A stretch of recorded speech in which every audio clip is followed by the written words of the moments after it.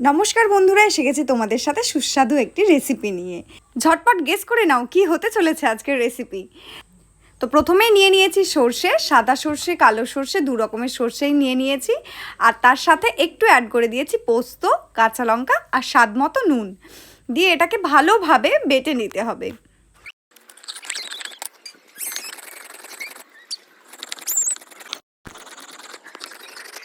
এটা ভালোভাবে বাটা হয়ে গেলে তারপর এটাকে সাইডে সরিয়ে রেখে আমাদেরকে এবার পাতাটা রেডি করে নিতে হবে।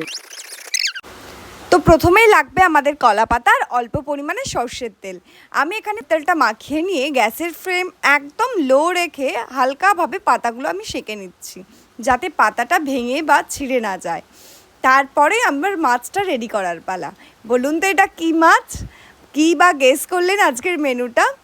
ঠিকই ভাবছেন, এটা ইলিশ মাছ। আজ করতে চলেছি ইলিশ পাতুরি।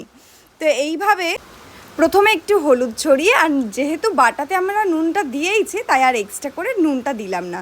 বাটা মশলা, দই আর অল্প পরিমাণে নারকেলের দুধ দিয়ে ভালোভাবে মেখে এইভাবে পাতার ওপরে মাছটাকে রেখে তার ওপর একটু লঙ্কা আর একটু সর্ষের তেল দিয়ে ভালোভাবে পাতাটাকে বেঁধে নিতে হবে।